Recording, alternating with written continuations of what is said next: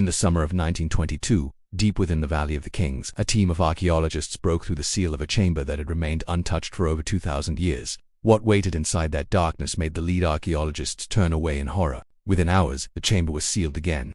The artifacts were removed to storage facilities marked restricted access. The photographs were classified, the official report was sanitized, rewritten, made palatable. But some truths refused to stay buried, and what those men discovered that day was evidence of a practice so systematically cruel, so carefully hidden behind layers of religious authority that it would challenge everything we thought we understood about one of history's most celebrated civilizations.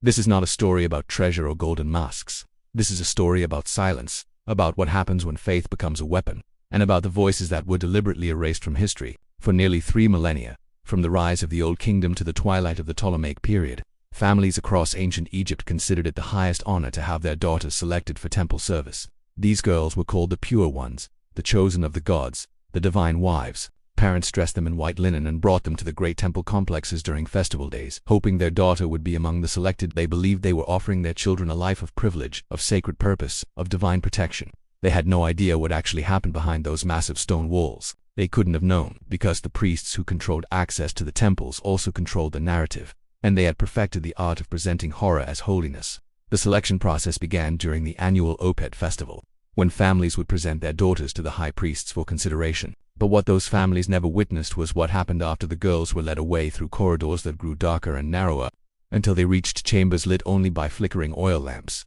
Imagine being 7 years old, dressed in ceremonial robes, told you were special, chosen, blessed. Your mother kissed your forehead before the priests led you away. You're excited and terrified in equal measure, not understanding why your stomach feels tight with dread. The priests bring you to a room deep within the temple complex, a place your parents will never see. There's a stone table in the center. They tell you to remove your clothing. They tell you this is necessary, that the gods must verify your purity. What happened next in those sealed chambers was documented in papyrus records that spent decades locked in museum archives before researchers were finally granted access in the 1960s. The texts describe something called the touching ritual, written in euphemistic language that barely conceals the violation beneath. Multiple priests would conduct what they termed a physical examination, an inspection to verify the seal of the goddess. These were not medical professionals. This was not clinical. These were adult men touching young girls while scribes recorded their observations and other priests watched. The papyrus records note that many girls cried during this process. Some resisted and had to be calmed with lotus wine. That detail, that casual mention of drugging children into compliance appears again and again in the texts, and its significance would only become clear when researchers began to understand what the blue lotus flower could do to the human mind. If you think the story ends there, that perhaps after this traumatic initiation the girls lived peaceful lives in service to the gods, then you don't yet understand the depth of what was hidden, because the selection ceremony was only the beginning. What came next, what happened on their first night as consecrated temple virgins, involved implements that museums still display today under entirely false pretenses.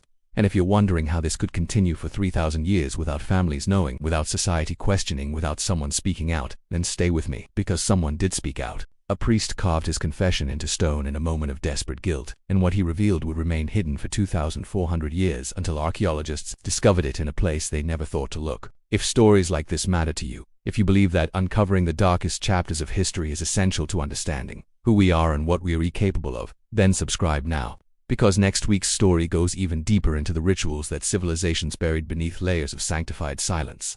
The truth is rarely comfortable, but it's always worth pursuing. The ancient Egyptians called it the opening of the mouth ceremony, and every textbook mentions it.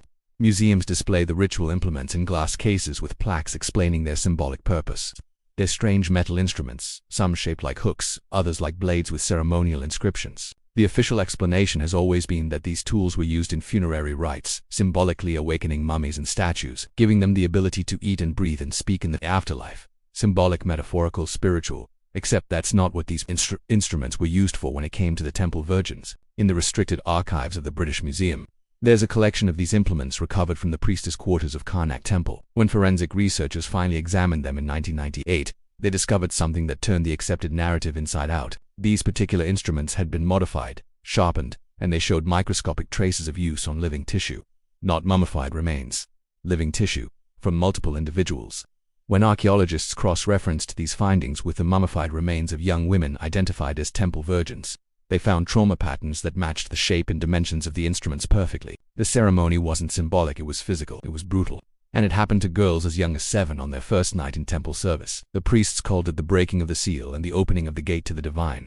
Flowery religious language concealing unspeakable violence. Temple records indicate that approximately 12% of girls did not survive their first week of service, listed as having returned to the gods or ascended in divine rapture. That's not ascension, that's death from trauma and blood loss. For those who survived, medical analysis of their remains shows evidence of chronic infections, internal scarring, and damage consistent with repeated trauma throughout years of service. But here's the question that haunted researchers once they understood what had happened. How did this continue for millennia without exposure? How did families not know? How did the girls not speak out? The answer was hiding in plain sight, painted on every tomb wall, carved into every temple relief: the blue lotus flower. For centuries, historians assumed it was purely decorative, symbolic of rebirth in the sun. Then in 2011, researchers conducted chemical analysis on preserved specimens from temple sites, and discovered that the sacred lotus contains powerful psychoactive compounds: aporphine, which creates euphoria and reduces pain perception; luciferine, which acts as a sedative and causes memory impairment and compliance. The ancient priests had discovered nature's perfect drug for creating silent victims, and the medical papyri contained precise instructions for preparing it. The Ebers Papyrus includes a section specifically dedicated to preparations for the gods' wives, with dosage instructions written in chilling clinical detail. The mixture should be strong enough to calm resistance, but not so strong as to prevent waking. They had perfected the formula over generations. Every morning, the temple virgins received their sacred drink. Their memories became fuzzy, dreamlike. When they tried to articulate what was happening to them, their own words sounded confused.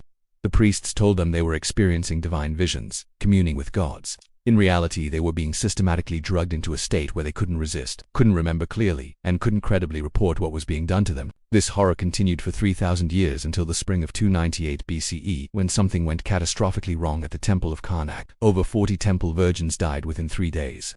The official record called it a plague sent by the gods. Modern analysis suggests it was a mass poisoning, a deliberate overdose of lotus administered by priests who knew an investigation was coming. Families had begun asking too many questions.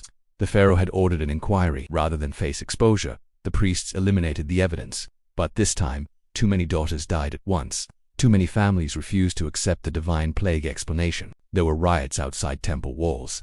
Within 5 years, reforms stripped the priesthood of much of their power, and the practice of dedicating girls to temple service ended. But before it ended, one priest couldn't live with what he'd done. In 2009, maintenance workers at Saqqara discovered a hidden room behind a false wall.